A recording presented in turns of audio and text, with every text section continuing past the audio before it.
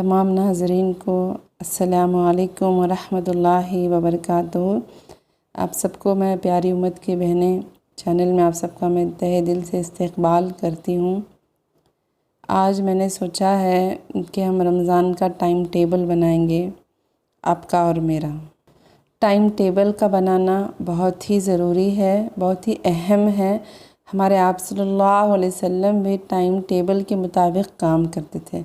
आप सल्लल्लाहु अलैहि वसल्लम का दिन का टाइम टेबल रहता था, वीकली टाइम टेबल रहता था, मंथली टाइम टेबल रहता था। तो हमें भी टाइम टेबल के मुताबिक काम करना चाहिए। स्पेशली इन रमज़ान अगर हम टाइम टेबल से काम करेंगे तो हम इबादत ज़्यादा कर पाएंगे। अच्छा, अभी चलिए टाइम टेबल देखते हैं, शुरू करते हैं। बिस्मिल्लाहिर्रहमानिर्रहीम। आधा काम हम सहरी का रात में ही करके सोएंगे, इसलिए कि हमें जब हम सहरी को उठेंगे तो आसानी हो जाएगी हमें तहज्जुद पढ़ने के लिए। जैसे सालन हो गया, साइड डिश हो गया, वो सब हम रात को ही बनाकर सोएंगे तो हम सहरी में कुछ जो गरम खाना पसंद करते हैं, जैसे खाना हो गया, रोटी हो गया, तो बना लेंगे तो हमारी सहरी आसान हो जाएगी और हमें तहज्जुद भी पढ़ना नसीब हो जाएगा। वैसे तो हम दूसरे दिनों में हम तहज्जुद को उठते नहीं हैं, पढ़ते नहीं हैं, और हम सहरी को उठ रहे हैं तब हम तहज्जुद नहीं पढ़ेंगे तो हम बहुत खसारे में हैं, बहुत नुकसान में हैं। तो हमें जितना हो सके, अगर टाइम बहुत है तो 6 रकात 8 रकात पढ़ेंगे, 12 रकात भी पढ़ लेंगे। अगर टाइम बहुत है, पकाने का भी है और बच्चों को, हस्बैंड को जगाने का भी बहुत रिस्की काम है, बहुत हैवी काम होता है उनको जगाने का, तो टाइम बहुत कम है तो एटलीस्ट 2 रकात तो भी हम पढ़ेंगे, ठीक है। विदाउट तहज्जुद हम सहरी नहीं करेंगे, आप ये नीयत कर लेना चाहिए। रमज़ान ऐसा महीना है, तमाम महीनों में रमज़ान को अल्लाह ताला ने रमज़ान को अफजल बनाया है। हर फल का एक मौसम होता है ना, जैसे आम का एक मौसम होता है, नारंगी का एक मौसम होता है, वाटरमेलन का एक मौसम होता है, इसी तरह रमज़ान इबादतों का हमारा मौसम है। तो तमाम महीनों में रमज़ान हमारा अफजल महीना है, तो हम इसको एक बराबर भी हम नेकी को स्किप ना करें, नेकी को ना छोड़ें। और तहज्जुद में हमें बहुत सारे दुआएं भी मांगनी है, जो हम कभी गिला करते हुए रहते हैं कि हमारी दुआएं कबूल नहीं होती है। तो रमज़ान में तहज्जुद के टाइम और इफ्तियारी के टाइम तो दुआ ज़रूर ज़रूर कबूल होती है।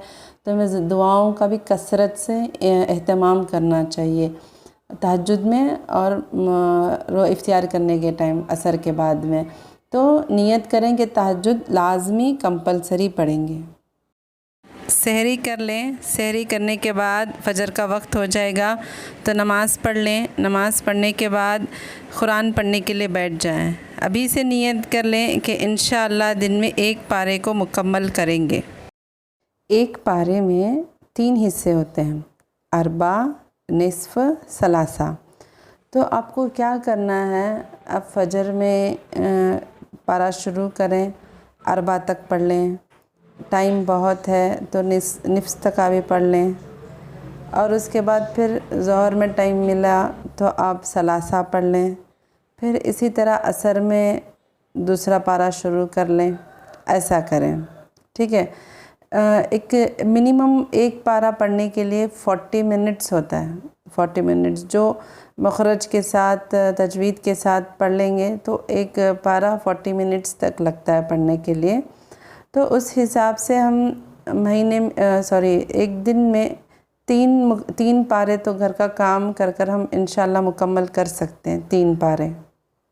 फ़जर की नमाज़ पढ़ के हमें फ़ौरन सोना नहीं है, जैसे मैंने बताया अभी कुरान पढ़ना है, और कुरान पढ़ने के बाद इशराक भी पढ़ना है, क्योंकि फ़र्ज़ का तो दर्जा बढ़ जाता है रमज़ान में, और नफिल नमाज का दर्जा तो फ़र्ज़ के दर्जे पे आ जाता है। तो हमें नफील को मिस आउट ही नहीं करना चाहिए। ये कमाने का महीना है हमारा, जैसे मर्द हज़रात का पैसे कमाने का सीज़न, पैसे कमाने का महीना हर महीना होता है, इसी तरह हम सब मुसलमानों का नेकियों का महीना है, तो हमें मिस आउट नहीं करना है।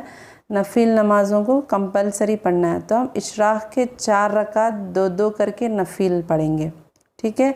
और हमें कसरत से ज़िक्र भी करना है। वो कौन सा ज़िक्र है सुन लें। आप सल्लल्लाहु अलैहि वसल्लम ने फरमाया कि रमज़ान में 4 चीज़ें कसरत से किया करो।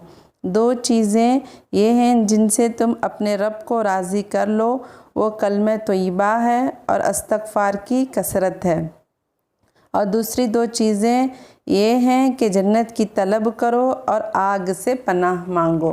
तो हमें कसरत से कलमा तोयबा का और अस्तग़फ़िरुल्लाह का ज़िक्र करना है, ठीक है। अस्तग़फ़िरुल्लाह रब्बी मिन कुल्ली ज़ंबिन व अतूबु इलैह आता है तो पूरा पढ़ लें, नहीं आता है तो जस्ट अस्तग़फ़िरुल्लाह ही पढ़ते रहें। हमारे गुनाहों को याद करते हुए आपको कौन सा भी गुनाह आपके दिमाग में आता है जो आपने किया हुआ होगा तो उसको याद करके बस अस्तग़फ़िरुल्लाह अस्तग़फ़िरुल्लाह यानी अल्लाह तू मुझे माफ़ फरमा, अस्तग़फ़िरुल्लाह अस्तग़फ़िरुल्लाह पढ़ती रहें। आता है तो अस्तग़फ़िरुल्लाह को पूरा पढ़ लें, ठीक है। और फरमाया जन्नत और जहन्नम, जन्नत का तलब करना है और जहन्नम से अल्लाह से पनाह मांगना है।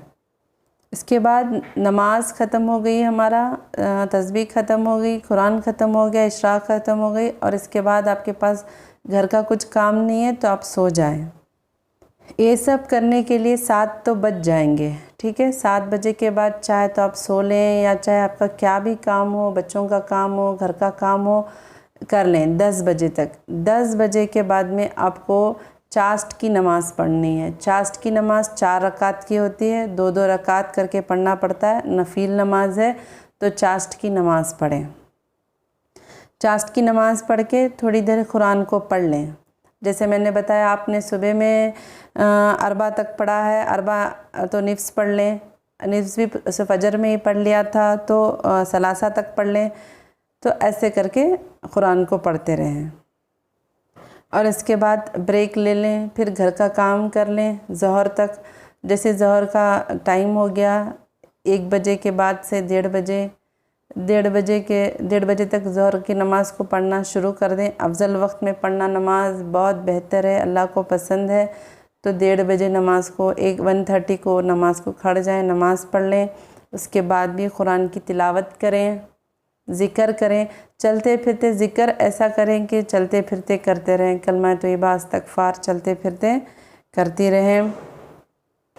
जितना हो सकता है ज़ोहर के बाद कुरान पढ़ लें और चलते फिरते ज़िक्र को मुकम्मल कर लें, ठीक है। और इसके बाद आप उठ जाएं। उठने के बाद असर से पहले हमारा खाना बनाना ख़त्म हो जाना चाहिए। बहुत घरों में क्या होता है असर के बाद में खाना पकाने का महफ़िलें स्टार्ट होती है, ये बहुत ही गलत बात है। असर के बाद हमारा इबादत का टाइम है हमारा, तो हम इस इबादत के टाइम को हम खाने पकाने फ़ुज़ूल काम है, मेरे को तो ये फ़ुज़ूल काम ही लगता है खाना पकाना। वो भी असर के बाद हम खाना पकाने के काम को फ़ुज़ूल काम में लग जाएंगे तो हमारी कितना बड़ा नुकसान होगा। अल्लाह से उस वक्त हमें अल्लाह के करीब होने का टाइम होता है, उस वक्त हम खाने पकाने में बहुत बिज़ी होते हैं।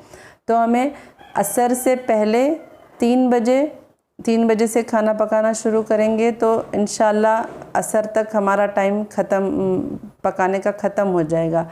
उसके बाद हम इबादत में लग जाएंगे। उसके बाद कुछ काम नहीं करेंगे हम, बस छोटा मोटा क्या भी रहेगा तो इफ्तियारी का सब काट के सब किचन में रखेंगे, रख के आके बैठ के कुरान पढ़ते हुए, ज़िक्र करते हुए, अल्लाह को याद करते हुए, हमारे गुनाहों पर नदामत करते हुए, शर्मिंदगी करते हुए हम अल्लाह की बारगाह में बच्चों को लेकर हम बैठ जाएंगे।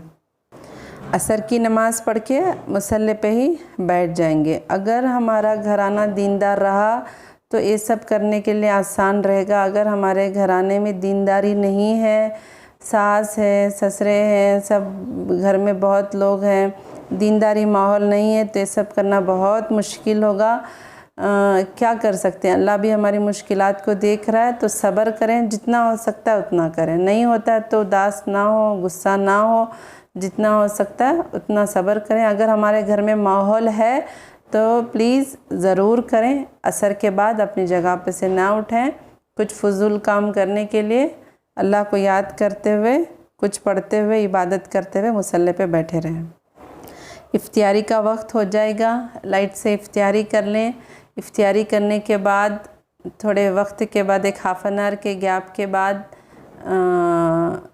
लाइट से रात का खाना भी खा लें, इससे बहुत अच्छा रहेगा, ठीक है, नमाज़ पढ़ लें, मगरिब की नमाज़ पढ़ लें, उसके बाद खाना खा लें।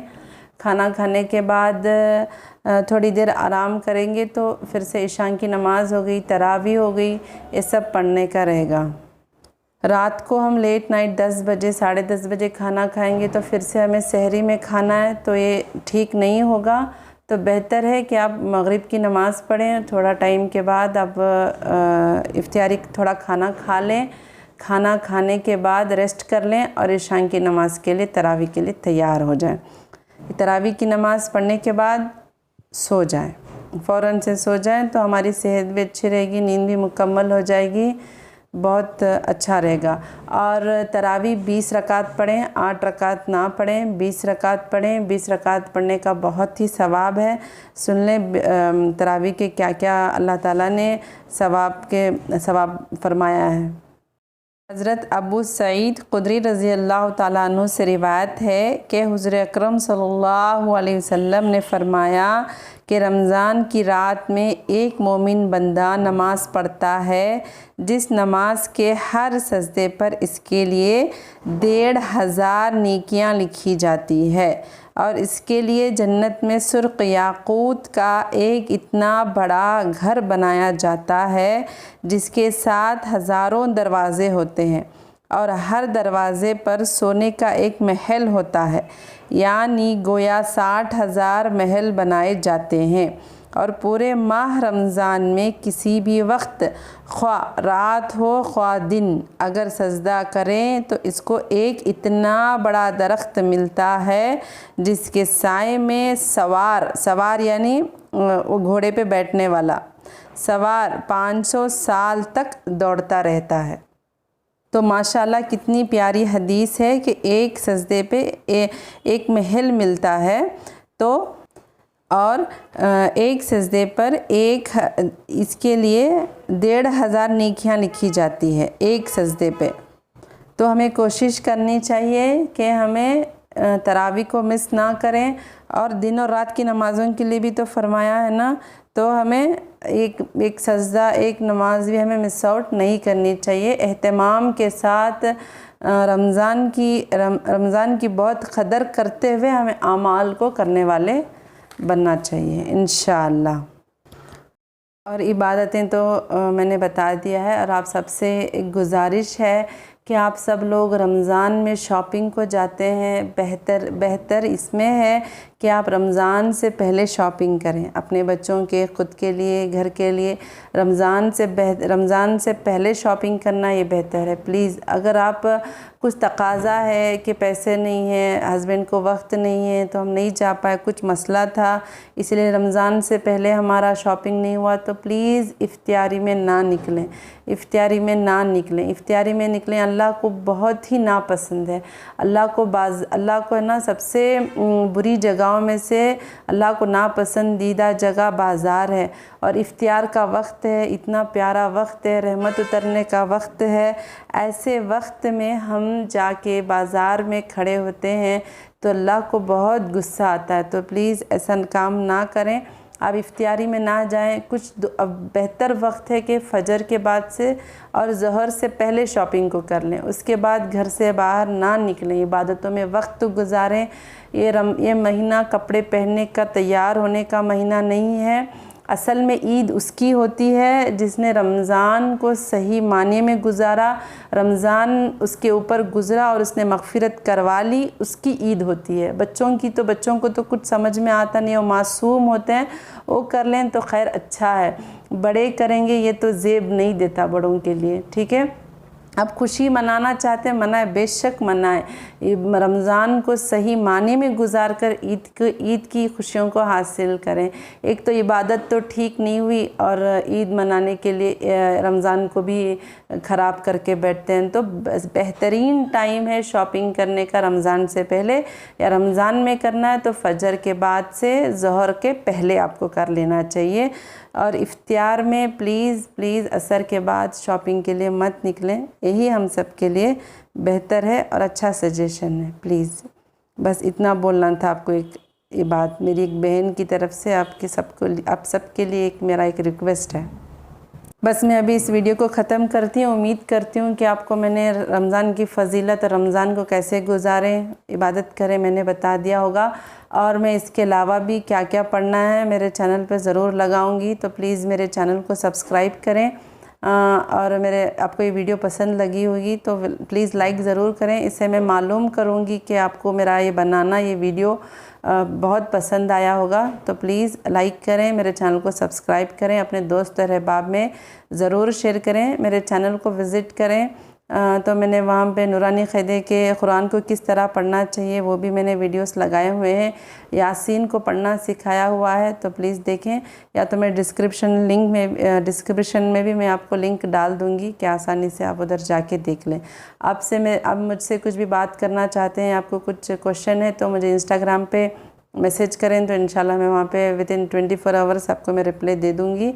इंस्टाग्राम की आईडी है प्यारी उम्मत की बहन है, वो भी मैं डिस्क्रिप्शन में डाल दूँगी, आप वहाँ से मुझे मैसेज कर सकते हैं। ठीक है, वीडियो देखने का बहुत बहुत शुक्रिया। अस्सलामु अलैकुम व रहमतुल्लाहि व बरकातुहू।